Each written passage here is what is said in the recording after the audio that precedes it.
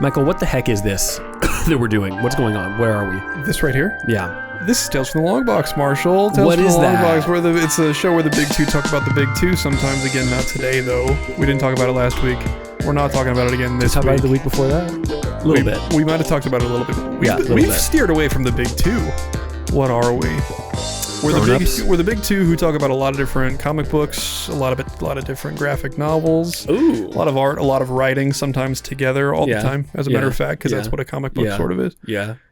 That's who we are. Yeah. And it's great, and I'm so glad we're here. It is great. I'm glad we're here. Sorry that it's been a longer wait than usual. Sorry. I went to do a thing for my job for like a week. Then I was out of town for that whole week. Yeah. And forgot that it was going to be an episode release time. So we just kind of didn't have a thing to put out. Marshall is accepting hate mail and anthrax sent to his home. Go ahead, send feel it free. to 402, whatever Michael's phone number is.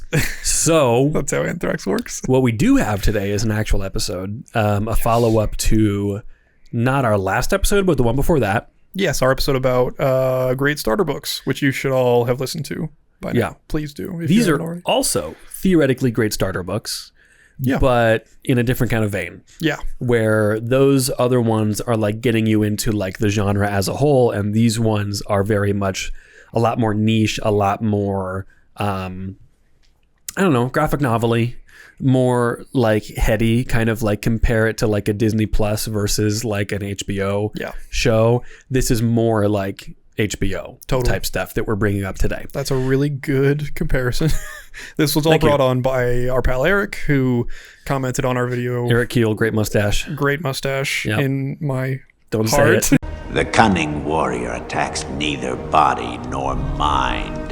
Tell me how! The heart, Osborne. First, we attack his heart. No, You got to put it in now. I will.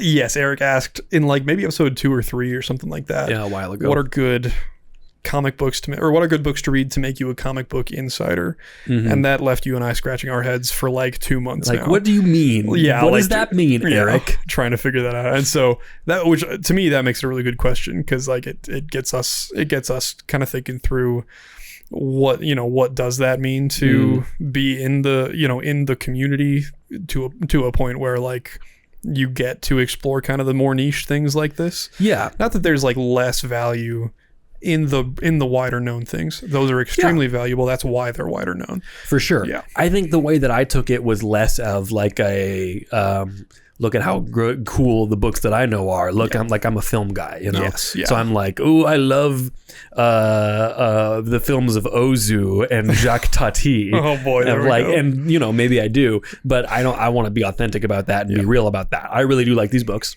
Yeah. I think they're really cool and really interesting. I hadn't read 2 of them previously. Sure. Yeah. I have Same. read 2 of these authors before, but I've not read 2 of these books previously. Yeah. So that's what we're going to be getting into. But first, or do we do what we've been reading after or first? What do we do with that? Just really fast. Probably really quick fast first. Yeah, we can do really quick fast. Have you been reading anything, Michael? I have been reading things. What? I started reading the Transformers Energon Universe comics. Is that the Daniel Warren Johnson? That's Image dude. books? I don't know. It's the new ones. They're kind of The one just that you bought at Comic Book Day? yeah, that one. That's Johnson.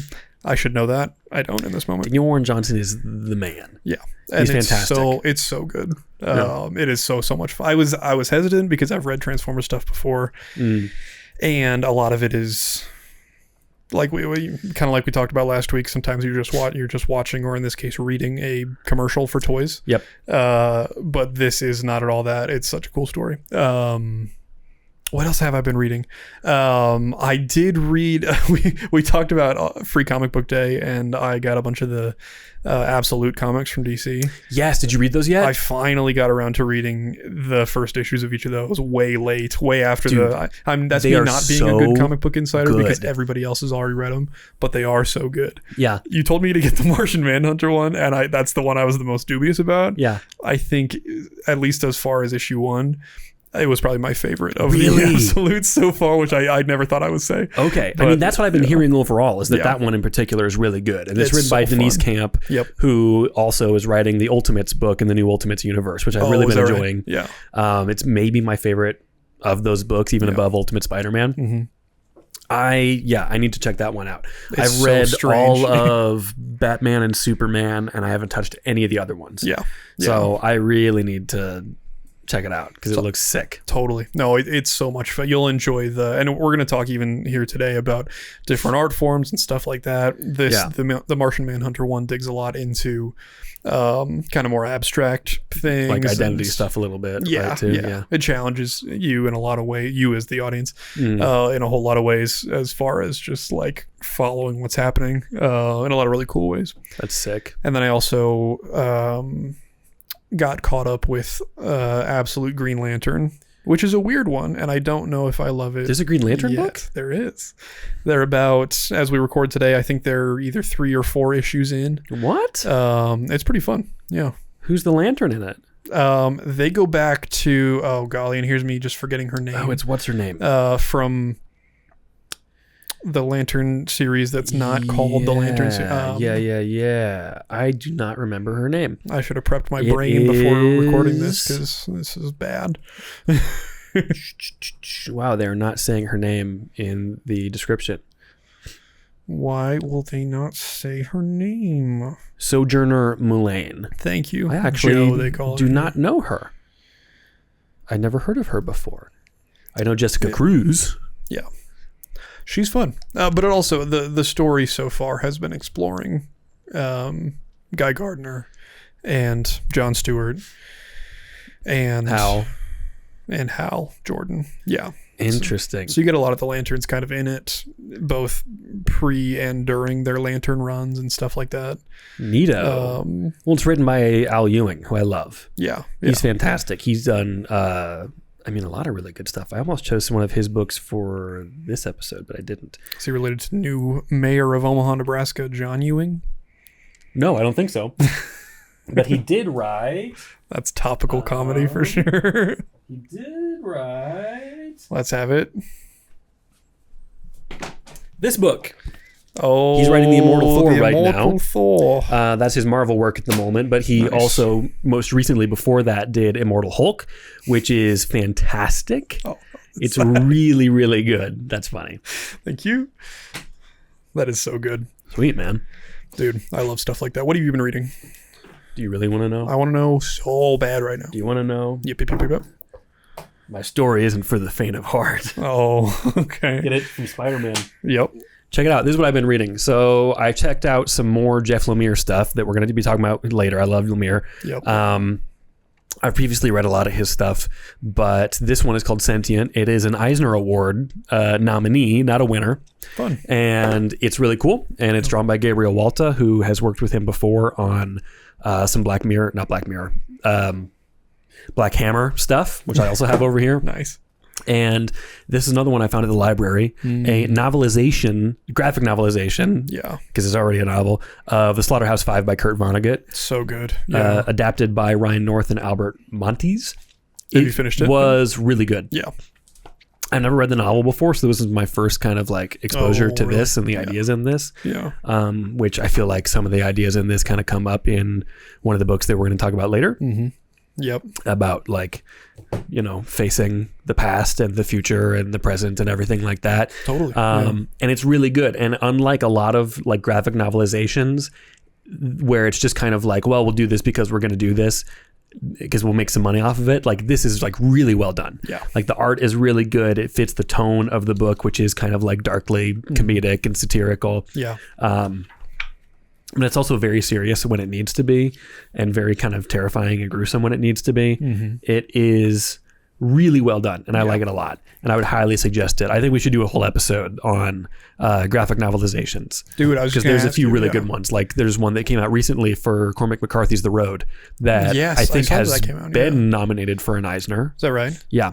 What does it take to win the Eisner? Like, is there being really freaking good? Well, of course. I don't know if there's any other requirements. I don't know.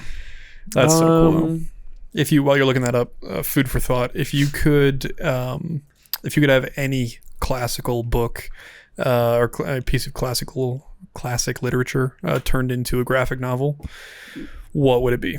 Me? You. It's a good question because I feel like a lot of it has been done, but not necessarily super well. Yeah. Like I have a comic book version of Ben-Hur, but it's just kind of like there's this line of like classic lit as comics that is not that good. It's like that big. Sure. Yeah. Which is a weird way to adapt what was adapted into a 4-hour movie. You would think that it would be a slightly larger than a pamphlet comic book. You read that Dracula one too that was from the same artist that did the Department of Truth, right? I haven't read it yet, but I have it. But you have it, yeah. Yeah. Man, I don't know.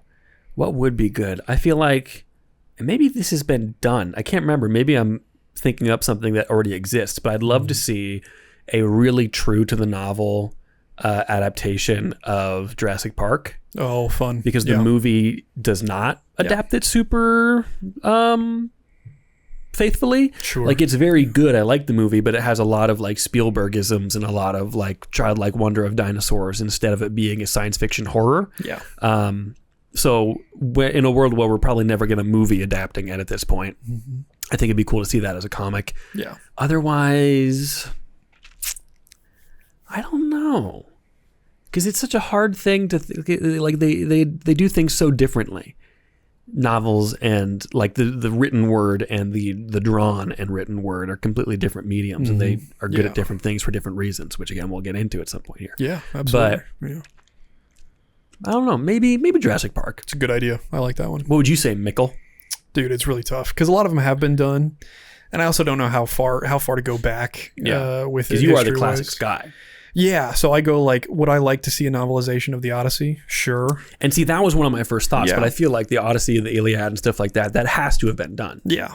And also, I just don't want another Lore Olympus. I'm not a Lore Olympus hater. Yeah. But it's been done so much. There's so many of them.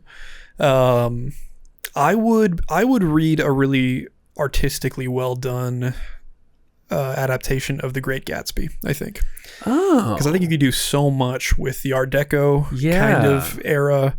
That was when I first saw the like DiCaprio adaptation of that. The aesthetic I thought was just so much fun, and that's what got me into it. And then I realized, it's actually also a really good story.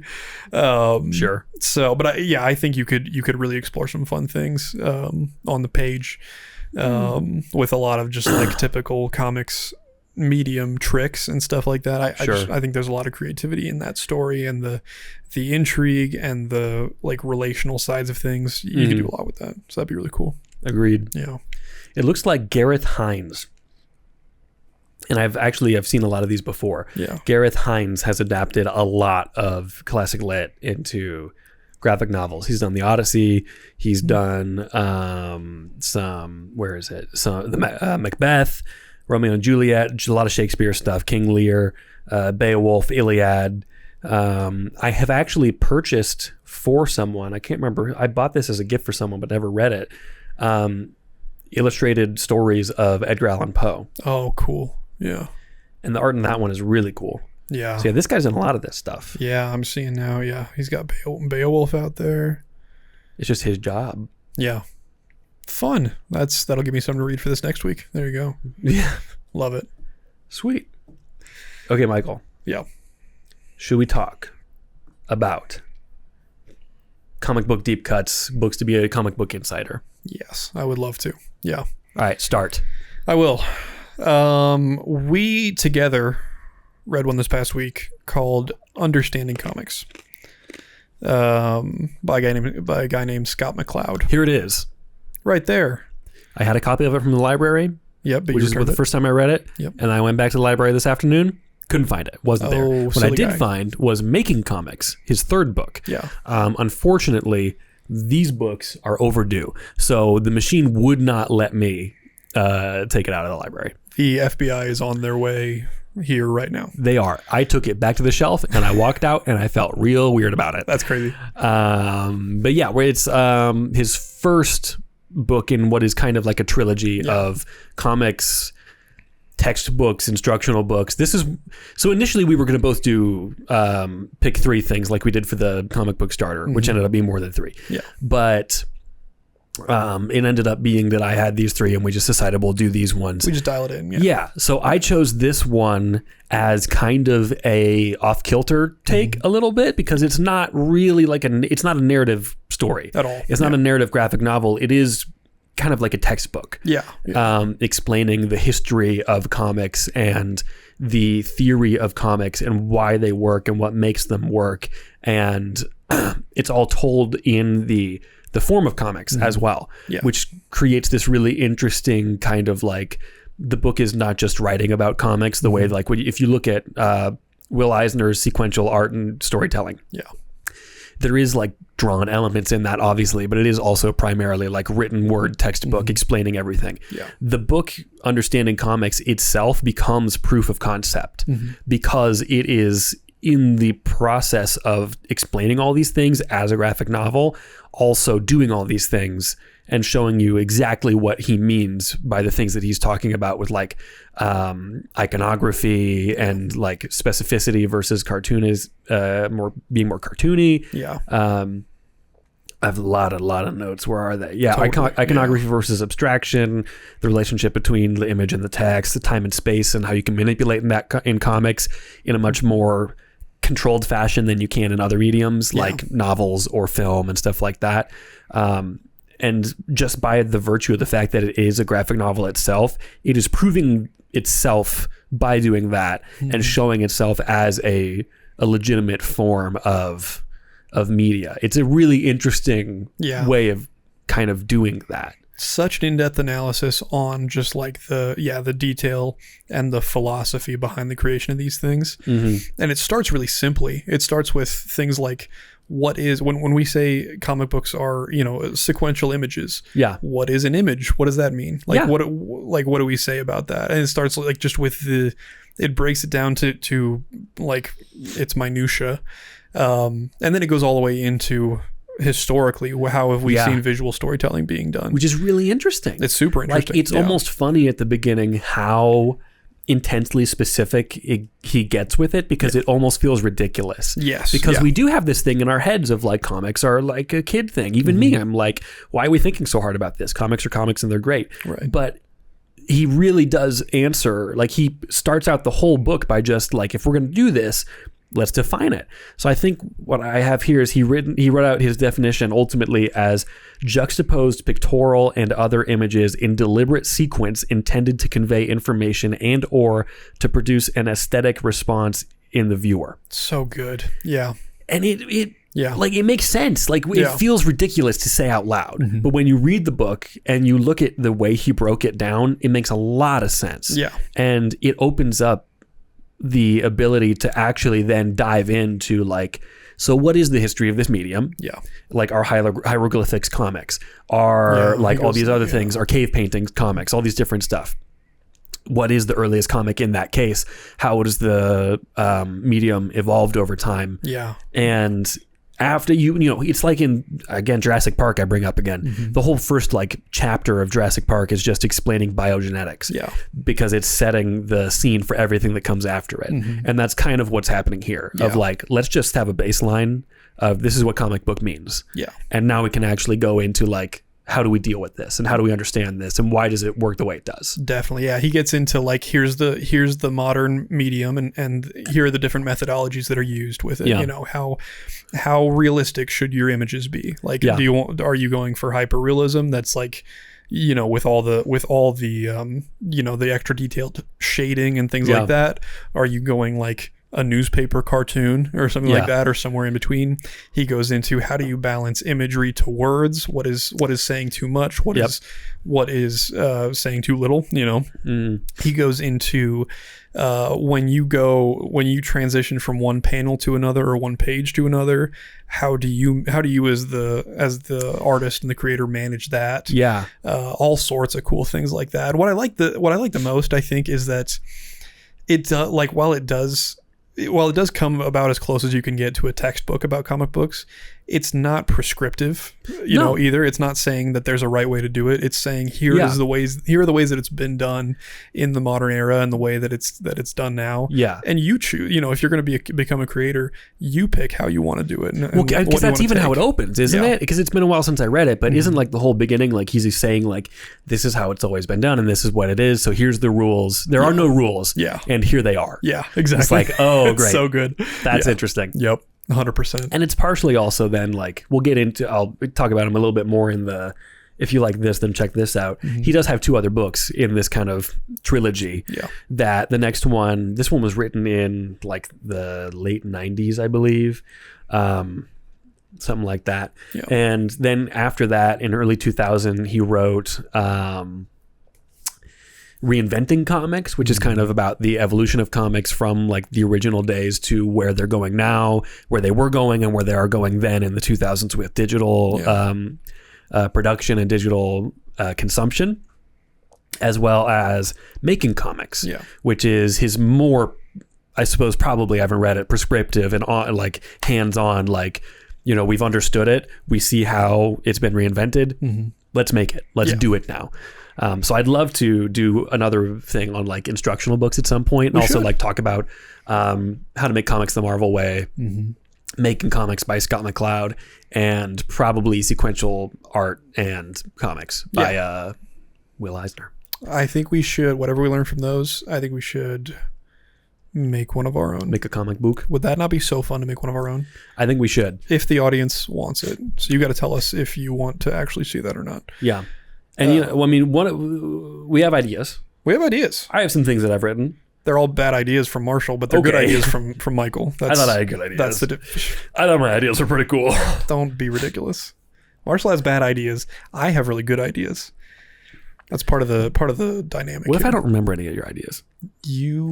Of course, you wouldn't. He wouldn't. It's been a long time since this is therapy with Michael and Marshall. This is couples therapy. We can do it. Michael. Michael, what's our next pick? Our next pick? What's our next pick, Michael? I love our next pick. It's called A Contract with God and Other Tenement Stories by Will Eisner. Ooh, and we have that one here. Yes, we do. Check it out. There it is. It's pretty good. It's over there too. Wow. See it here? Check out the Disney font. That's not the Disney font. Yeah, it's not the Disney font. That's the tricky thing. It's a trick not enough people talk about that. It's completely unrelated, actually. Yeah. So he never worked for Disney, never had any relation to Disney, never any association at all. It just happens to be very similar to the way that Walt Disney kind of wrote his logo version of his signature. Dude, put it up on the screen right now and let me point out that the W is exactly the same as the W in Walt Disney. The I with the circle instead of a dot is exactly the same as Disney. Yep. I don't know if the SNE is the same as what you would see in the word Disney. The SNE. The SNE. The Snance. Snance. The Snance. Clip that play right now. Clip that play right now. Snance. Snance. Vine boom. Can I get paid in a van? Can you pay me in a van? It's pretty good. It is very similar, which is really weird, but also completely unrelated. Yeah. And I don't remember which one came first, but it doesn't matter that much. He wrote this in 1978, I want to say. Yes, 1978 is when this was released. Probably used that signature before that. Probably. Yeah. Yeah. I'm just pointing out. Okay. That's when you get this book. And it's super interesting. It is, this is one that I hadn't read previous to prepping for this. Yeah, me too. And I was fascinated by a lot of things. How somber it is was what struck me at the very like offset of it. How direct it is. Like it is not fantastical in any way. No. There's nothing about it that in my mind, you might disagree with this. Tell me if you do. I don't think there's anything about it that says that it needs to be a comic book, that it needs to be in that medium. I think you could make this story in any kind of medium, but it's very unique. Like, it ends up coming through in a unique way as a comic.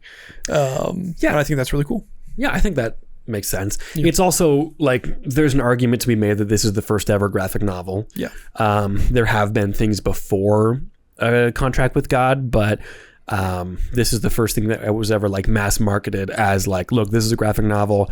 This is a thing that I, Will Eisner, have written, and it's going to come out all at once. It's not like a thing that comes out in the newspaper like The Spirit did, or a monthly comic book like something at Marvel or DC would have at the time. Yeah, it's like a couple hundred pages, but it's all at once. It's all like it wasn't released in issues. It was designed to be what you see in front of you as this full volume. So the original version of this, A Contract with God, is just this, and then this also includes two other things: A Life Force and Dropsy Avenue. So this is the whole like trilogy of these books, these stories that take place on this fictional neighborhood borough in, I don't remember exactly where they say. Was it the Bronx? The Bronx, yeah. And it's really interesting. It's a really you called it somber. I would agree with that. I think it's a very realistic and like not gussied up at all look at what life was like and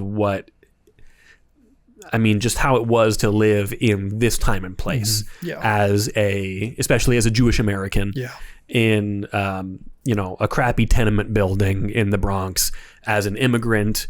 Like it's very much a book about the American dream and how it often doesn't really match up to reality and where those things kind of butt up against each other. It's a lot of people just kind of like going about their lives trying to just get by, and they're not necessarily good people. They're not necessarily bad people, and it is just like very real. It's very real and it's very messy, and it has a lot to say about faith. It has a lot to say about like how we like treat each other, how we interact with each other, our expectations for ourselves, for our lives, and for each other. It's like there's a lot in here. And I mean, that's why it's such a foundational book, and that's why Will Eisner is who he is. If you're like me, you hear cartoon and you kind of think whimsy, and I would not describe this story as whimsical in any way. You know what I mean? It's like it takes itself very seriously, and the story itself, if I can get into that, the story is about the old Jewish dude who A Contract with God specifically. Yes, not the other two. Specifically in the Contract Alley with God. Singer, I can't remember what it's called. Yes, yeah. Jewish immigrant to the Bronx who, what's the deal? He's always wanted a child but couldn't have one, and a little girl gets left on his doorstep, as part of what he decided was going to be a contract with God that he wrote up, with no intervention from God at all. Well, he just kind of decided on it. That was what did you describe it as earlier? So what it is that initially, like, he was living back in the home country and was always this great example, and everyone was saying, you're going to grow up and you're going to be a great leader and you're going to be a pinnacle of all these different things. And it's just him, like, going through the motions and doing what he does, and he's not thinking anything great about himself, except that these people are all saying that he's so great and he's so wonderful. And he makes this contract at like a campfire or something. Let me look it up real quick. So it's all these stories are kind of in the shadow of the Holocaust and the shadow of World War II. So this is him being sent with all of the money of the village to the United States because he's the one that they have this great hope for. They say, you're going to be the one who, like, lives on for us and does all this different, you're going to be a great man, all this different stuff. These huge expectations on him. So as he's heading out to go and, make his journey to the United States, he asks his rabbi figure, basically this guy who is the leader, is God just? And this guy says, if justice is not in God's hands, where else would it be? And he says, if I am good, will God know it? And then the leader says, why not? Does it not say that God is all knowing? And this guy says, well, then I will make a contract with God. And that night in the cold forest, he wrote the contract on a small stone. And the little stone tablet in his pocket, Frim Hirsch settled in New York, where he found shelter in the Hasidic community, then took religious instructions and devoted himself to good works. So he basically says, well, if God knows also that I'm so great, like all you guys say I am, then I'm going to say, great, I'll be great for you, God. And then because I'm doing that, then you will be great to me. Yeah. And that's fine. So, he spends his whole life doing all these good things, and it's great that he's doing them, but it's always for like this shallow reason of like, his understanding of faith is I do this thing for you and you do this thing for me. It's very transactional. Yes. Yeah. And then the moment that something bad happens to him, it's like world ending and world breaking. And he says, this doesn't make any sense. And basically like completely turns away from everything that he believes. Yeah. Says, God, you broke this contract that I just said we were entering into. Yeah. Yeah. Yeah. And then he kind of comes back around at the end, but just back to the same place that he was. Yes, before. Because in the meantime, of like I'm making a new contract. Yeah, exactly. Yeah, because throughout the whole book, it's okay. So he's decided that the contract is done, so he's just going to live for himself. So he shaves off his beard. He goes and I think he like kind of finds a way to take money or take like bonds from the synagogue that he goes to, that he's been entrusted with keeping the funds for that. He goes and buys one of these tenement buildings that makes enough revenue. He like hikes up rent for the people that already live there. That generates enough revenue for him to buy another one. So he's putting together all this like worldly wealth that he's got. And I think he kind of discovers that, it does not satisfy, like the woman or wife that he takes, whatever it is. Yeah. She doesn't satisfy like the longing that he has. Yeah. All these things. And so he goes and takes his immense wealth and he returns it to the synagogue, and he says, you can write for me a new contract between me and God. Yeah, but one that's really good this time. Yeah, because you three rabbis are like smart. Yeah. And the Bible, not the Bible, the Torah, the holy books, know that really well. So it'll be a perfect contract this time. Yeah. So it's like he goes his whole life doing these good deeds for very shallow reasons. Yeah. Something bad happens. He says, oh no, I guess I should just make up for lost time because this was all for no reason. Yeah. I wasn't doing this because I want to do this. I was doing this because I thought I had to do this. And now that I realize I don't have to do this, I'm going to do whatever I want. Yeah. And then eventually realizes that doesn't work for me. I guess actually I'll just do what I was doing before. And it's like, you haven't learned anything. Yeah. Yeah. Which is a lot of kind of what these stories are. Like it's not, there's no heroes and there's no like perfect happy endings. It's very much like just this is life. Yeah. And sometimes life doesn't work out. Yeah. And if your version of faith is if it doesn't work out, then I'm out, then okay. Yeah. Like that's what it is. It reads almost like a fable or like a folk tale that's meant to like present this moral to you. They do. Yeah. Yeah. Absolutely. Yeah. Where there is kind of a lesson, but it's a lesson because something went wrong. Yes. It's not like, oh, we've learned. It's we didn't learn anything and learn from this guy's example. Totally. Was there, I'm curious about the artist's eye on this. Was there anything that jumped out at you about the way that the art was done in this? Like what things that made it unique from other books? Like what did you notice when you were going through it? I mean, for one, it is not really done in a lot of panels. It's not really, like a lot of, at least the first story, at least Contract with God is very much like a lot of kind of big splash pages, which is kind of the way that Eisner worked, especially on the Spirit. He did these great splashes that would open up every story. And they were just gorgeous. And this is a lot of that. Yeah. Like there's a lot of really unconventional layouts in here that are very much not like a traditional comic book, which would have been established at the time. Like Superman, this is 1940. Yeah. Superman was 1938. So like traditional comic books had been around for several years. Totally. Batman was 1939. Wonder Woman, I think, was maybe that same year, 39. I'm not sure. But like, this has been established. Yeah. And he'd worked in comics before that, like with the Spirit and stuff like that. And this is much later than that. Yeah.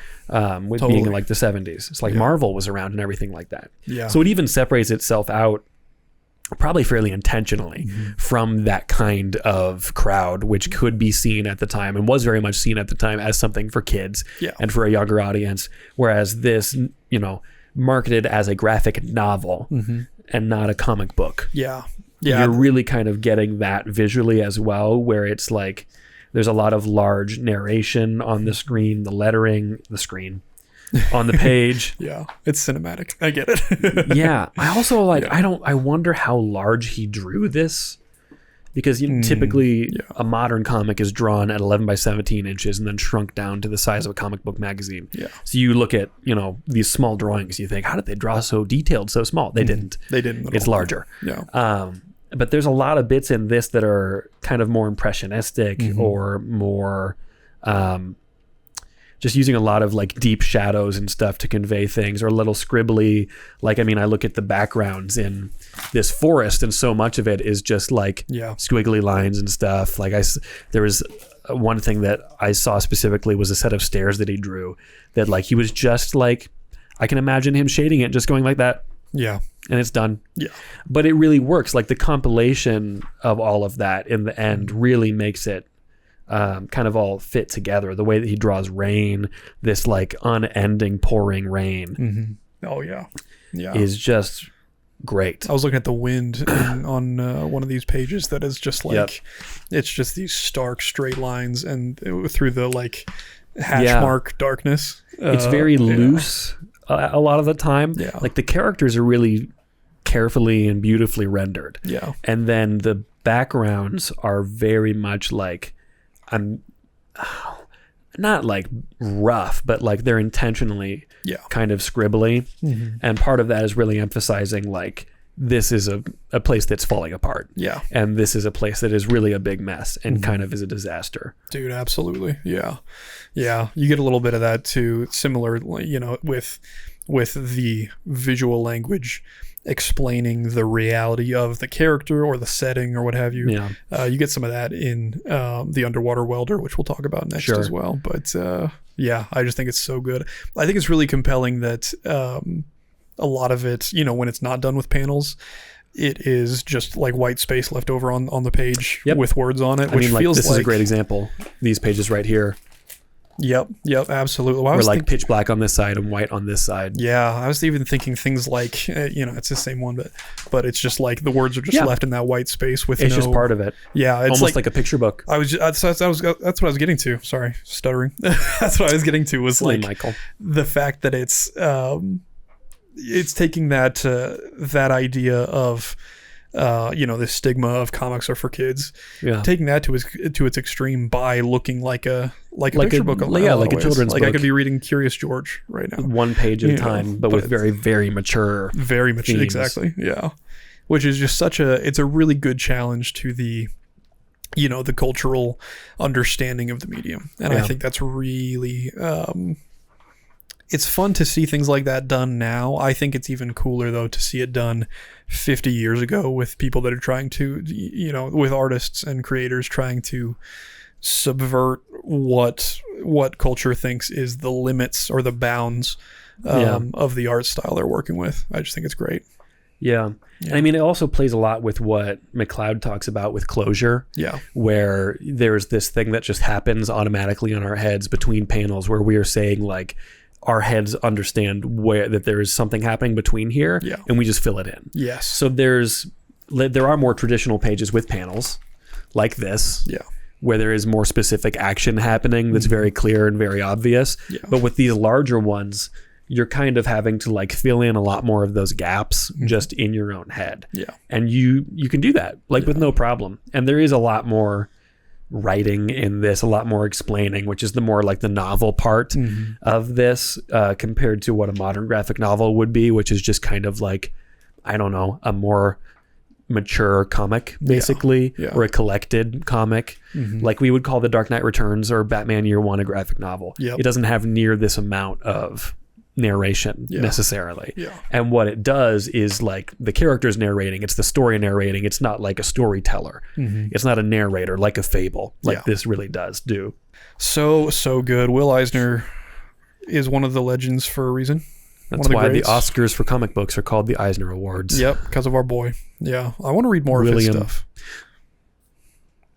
Got one right there. What's Michael. that one? What is it? It's called The Name of the Game. I'll tell you more about that later. I want to know about it. I also want to read The Spirit, and I haven't done that before either. Too bad, because I don't have that. I just have drawings of that. Oh, that's just the drawing. Silly Big That's Mike, just the you're so artisan funny. edition. Yeah. You're so funny, Michael. I'll read The Spirit later on without you. I have a question, Michael. Yeah, tell me about What's your the question. next book that we're going to talk about? The next book that we're going to talk about is The Underwater Welder, which I thought was a very silly title when I first read it. Sure.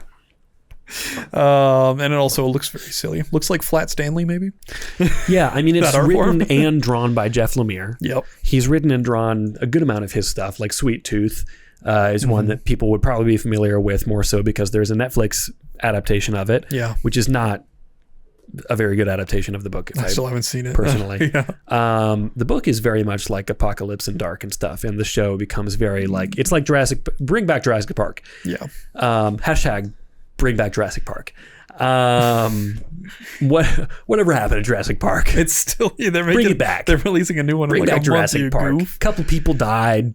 Jurassic World. Whatever. Yeah. Whatever. A couple people. No, it's Scientists. it's not nerds. about people dying anymore. Who It's cares about that? It's about weird cloning stuff with If some Chris Pratt jocks and Chris died- Pratt's daughter. I don't know what the I have story no is. idea. They got Scarlett really Johansson is his weird. daughter. No. The previous ones. That guy with little glasses. No, not him either. That's off-brand. What's the guy's name that was in Divergent? I have no idea. We can go round and around with our movie references. You know what I'm talking about. I've seen Divergent Theo once, James, and I do not that's need his to name. ever see it again. Oh yeah, Theo James. I know all about him. So We're good at this. we're good. This is a podcast, everybody. Welcome to show. This is how podcasts get made. It is pretty good. The Underwater Welder. Yeah. Here's a funny joke that I do sometimes. I can't wait. So here's a funny thing that I say sometimes, where like giant, like if you say it's like a giant toaster problem, right? Is it a problem with a giant toaster, or is it a really giant problem with my toaster that I have? Let's be more specific. Are you about to say, is it a welder that's underwater, Or is an- it someone who is an underwater welder? I argue it's both. Marshall, Thematically. You've told some doo-doo jokes in the past. That one's not a joke. That's what you just said. It was one of your favorite the joke jokes that you the do joke that I say sometimes. often is when someone says something like, I've got a big this thing, that thing. I'm like, oh, is it a this thing, that thing, or that thing, this thing, this thing? And I think that's funny for myself. And I don't do it for other people. I do it for me. But in this case, I think that thematically, the underwater welder is both literally his job and also thematically what's happening in this story. It's both. Also, if you want to read a really great piece of artwork, Yeah. read the dang this whole time I'm going to stumble over Underwater Welder. Really? You can understand why, because I just said, are you kidding me? It's so hard Underwater to say. welder. That's too much for my lips to do, so I apologize to you and to them. The Underwater Welder Yeah. is not fun. You're not going to have a good time reading this. No. But you are going to experience just an amazing piece of artwork and piece of fiction. It's so good. This book made me emotional and sad and afraid. Me too. But it touches on those things. I think it finds something for all of us. Like it makes you uncomfortable. It'll make you uncomfortable no matter who you are. Yeah. I think, like, no matter how thick of a skin you have, when you see this main character in the art style in which he's drawn, with this with this weird kind of crooked and never quite fitting together pencil sketch style that Lemire does here, because he did the art and the writing, right? Yep. When you see it all come together, it is so uncomfortable to read. Yeah. Don't read this in a fragile state, or if you're going through it, this might not be the one for you. Yeah. But tell us about the story of this one. So basically, The Underwater Welder is a story about a guy who he is an underwater welder for an oil rig, and it's a very dangerous job. It's a very high pressure job. Because you're literally under pressure, high pressure under the water, and if anything goes wrong with your oxygen levels, with your welding equipment, you're going to die pretty much immediately. It's really bad. Yeah. So he's living in this very high pressure environment all the time, but also he is about to become a father.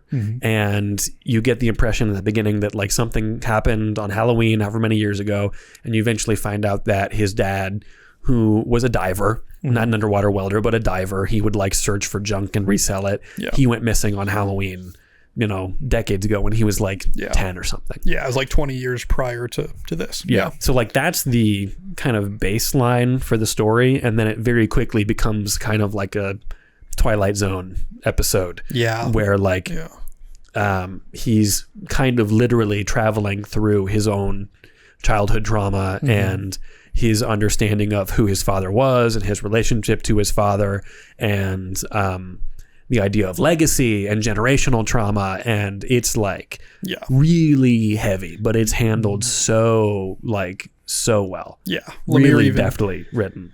Yeah. Lemire even describes it as something like the most spectacular episode of the Twilight Zone that was never produced. Yeah.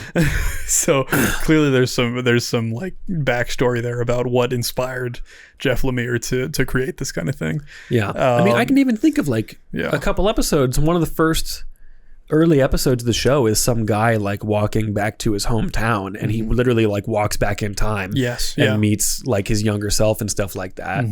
So it's like that was like immediate thought for me when I was reading this, because I'm a big fan of Jeff Lemire, but I've never read The Underwater Welder, and I picked it because it is often thought of as one of his best works, if not his best work. Yeah. So I thought this would be a great, somewhat deeper cut. Like it's not right on the surface. For people who know comics, Jeff Lemire is one of those names that is often cited as one of the top writers in comics, for more grown up stuff, for more like really thoughtful stuff, but it's not really a household name.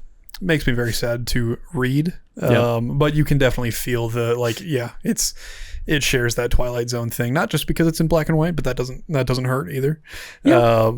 But also because it will lead to that sense of uncertainty. It will, the main character is that what they would call the unreliable narrator. Because you don't like, he doesn't understand what he's seeing and going through. He thinks he's kind of losing his mind, and we're all powerless to do anything other than lose his mind with him.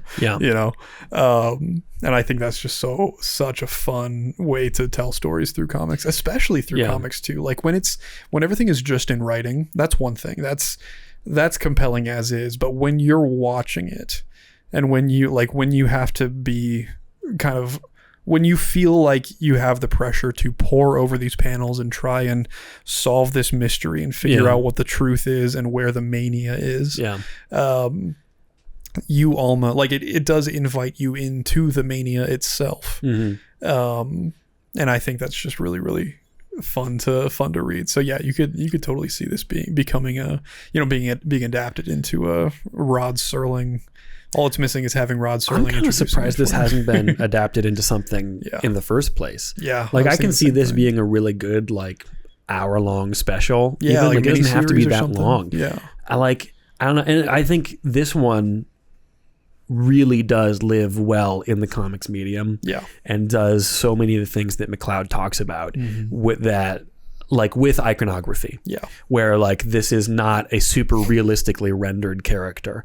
It is a very cartooned character, and he's kind of a generic looking guy. So like one of the quotes that I got from Understanding Comics, where's my Understanding Comics notes?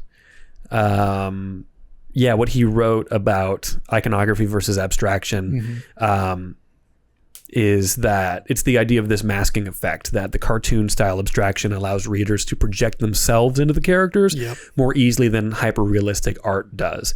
So when you look at a photo, you see someone else, and when you look at a cartoon, you see yourself. That's what he said here. So this guy, I'm reading this and being someone who has spent a lot of time working through like traumas and stuff of the past, and really trying to understand those things, like seeing his struggle and his attempts to reconcile what has happened to him and what that means about him and about his father and what he will be as a father and everything like that. Seeing that portrayed in this literal walking through his story that he does is really interesting, because when you are breaking those things down for yourself in like therapy or a support group, that's what you have to do. And it is really painful and it is really difficult, and you don't want to face that. So you get to this point where you're 30 something years old, like he is in this, and you haven't touched any of it, and you just kind of push it away, and you just say, I'm not going to think about it, and I'm not going to deal with it, like what's his name in the Slaughterhouse-Five? I'm not going to look at it. I know that there's bad times, but I'm going to look at the good times, and I'm not going to think about the bad times because whatever. It's like, if you don't look at those things, it doesn't mean that they aren't there. They're always there all the time. And not dealing with it doesn't stop it from existing. It doesn't stop it from being there. So he literally goes on this journey of understanding his trauma and his past, and becomes better for it by the end. But it is still like, it's also not necessarily like a happy ending, but it's like a better one. It's like we're moving towards something else. Totally. Because Jack is the main character's name. Jack's whole thing for the beginning of this book is that he is always absent. Sometimes he's physically absent because he's off diving and welding and doing his job, but he is eternally emotionally absent. His wife says as much, and they get into fights about it. With the baby on the way, that presents sort of a ticking clock for he's got to figure his stuff out. So that there's never been pressure, and suddenly there is a lot of pressure, and it's time for him to break this cycle of fatherlessness that he is experiencing. That's like that his current state of being is sort of a product of, and he knows he wants to make it better, but he doesn't know how to make it better. So he's just stuck in these old ways. And his wife remarks that he's becoming his father, who was the absent one, until he became the eternally absent one, completely cut off. And so that's just this character that you get. And you even, that comes back around near the end when he's, a good portion of the third act is that he finds himself just completely and utterly alone. He's isolated, which is, isolation was always Jack's comfort zone, right? In a lot of these things. So he goes diving one day. He finds the old pocket watch that his dad gave to him that he got mad and threw into the sea. He finds that, and once he swims up with it out of the water, he's in this place where he's all alone. And as he is, and he's discovering that it turns out he doesn't like being alone as much as he thought he did. He starts using this kind of past tense, like I was language. My name is Jack, and I was 33 years old. I was going to be a father. I was a husband, yada, yada. And as he comes to kind of figure himself out and see the value of all the things that he had that he was just looking right past, he starts to understand why being present is so crucial. And that's when he switches over into I am Jack, I am 33 years old, I am about to be a father, that kind of a thing. It's such cool just storytelling. I think they just Lemire did it so well. One of my favorite things to kind of notice, kind of just sort of all at once, I'm gonna see if I can find it here real fast. Yes. Okay. So there's so most of the book, like I said earlier, is kind of this weird pencil drawn thing where they like Lemire makes no effort to make Jack's face especially symmetrical. Like, no, he's just a face. He's pretty homely. You know what I mean? He's just a dude.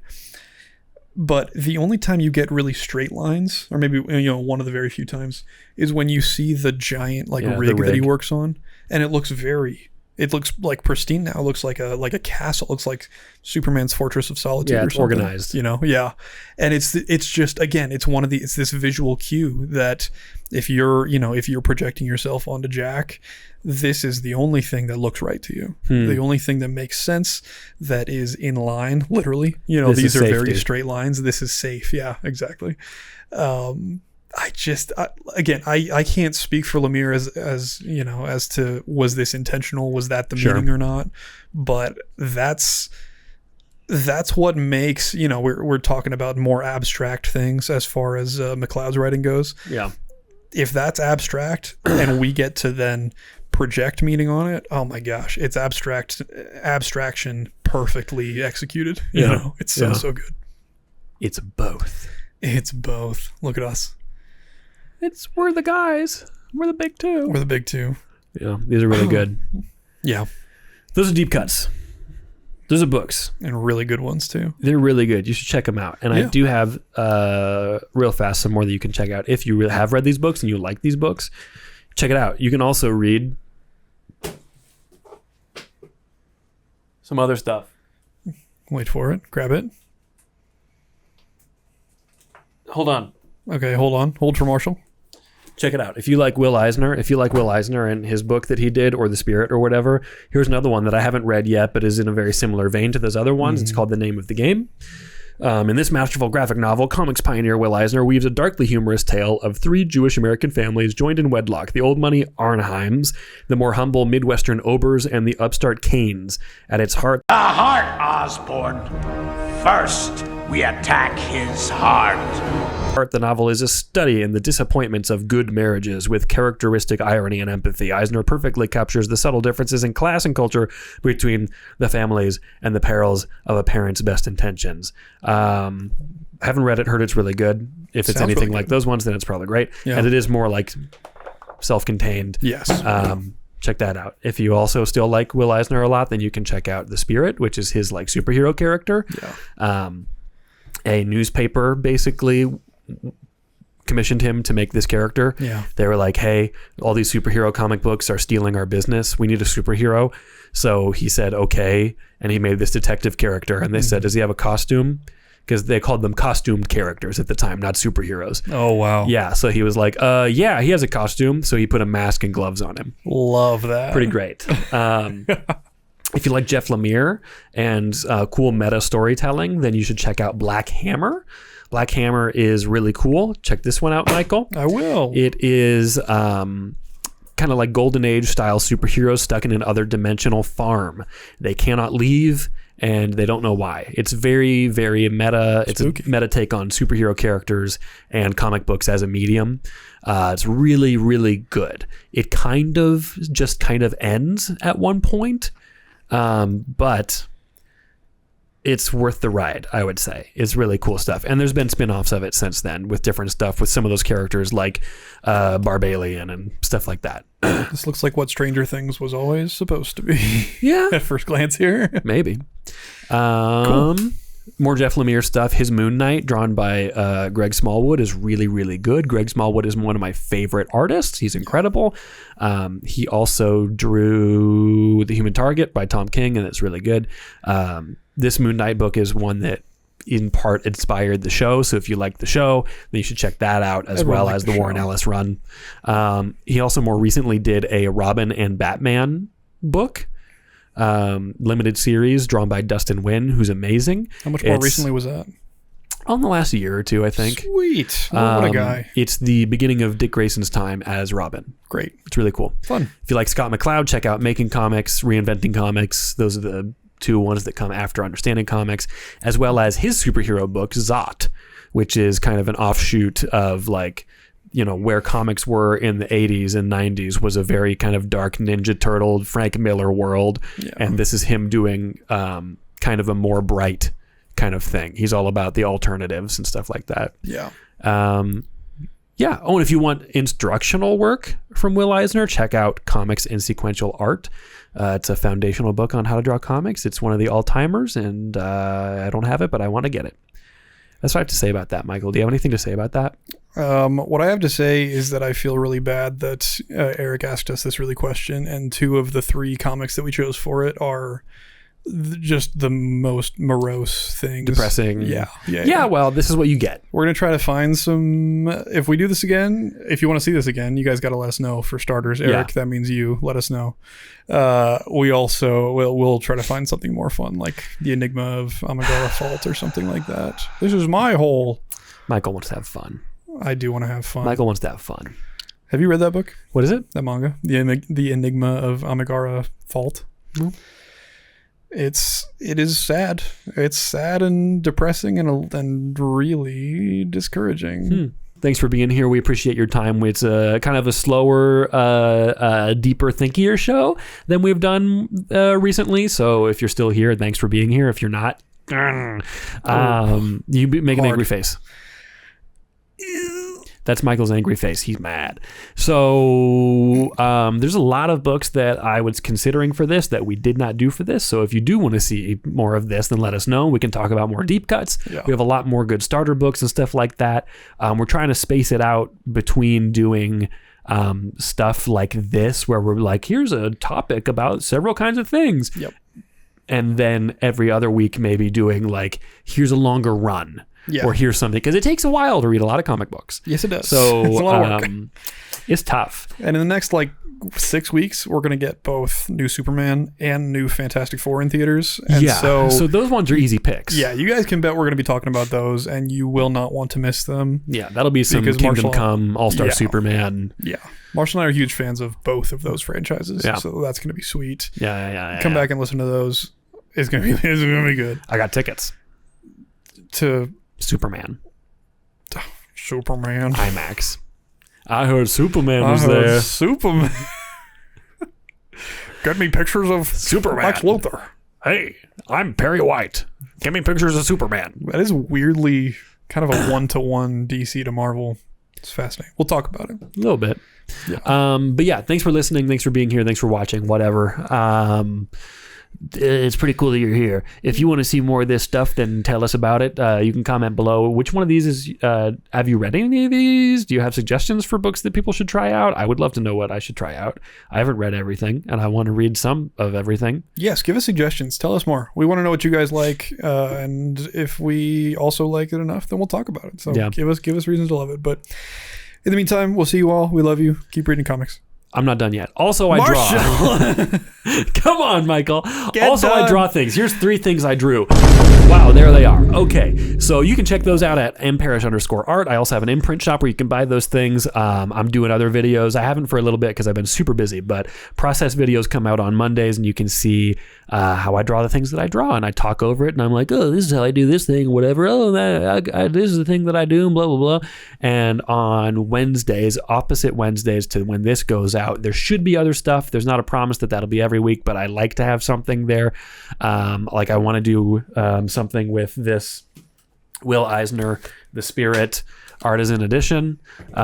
Take some of this stuff and draw it for myself, do some studies, and that's a good way to learn how to draw better, is to study other people's art and stuff like that. Not trace it, but like use it as reference and draw it. Really understand how that person did it. And so I'm going to be maybe doing some of that soon. I've got some other artisan editions for like Spider-Man by Gil Kane and John Romita, Fantastic Four by Jack Kirby. Great stuff. And I do drawing live streams on Fridays. I'm also going to be at Omaha Comic Con this year. What? So you can come see me at table D4. No way. I'll make sure what table it is. But I'm going to be there this year. I will have seen Superman because I'm seeing it the day that we set up, which is July 10th. And then July 11th is the con. Wow. So you can come and check it out. I think badges are probably for sale by now. I don't know. No, it's got to be. It's like a month away. You would think so. Yeah. So yeah, check that out. That'll be fun if you're in the Omaha, Lincoln, Nebraska area, whatever. And go to the con. It's great. Go to the con. It's great. It's a lot of fun. You can come and say how cool the show is or how much you hate me. They will be saying one of those. Pretty good. And they're all out of the first one. Oh man. Marshall, I just went to Everybody Hates You Town and everybody knew you. You. Oh man. Did you know that you have the longest outro in maybe the history of the world? It's been a little bit since we've done this, Michael. Everyone fell asleep. I fell asleep. That's why there's editing. Reggie fell asleep. Check it out. There's it gets done. Thanks for listening, everyone. That was crazy. We'll see you next time. We'll see you next time. Love you. Keep reading comics. Good luck.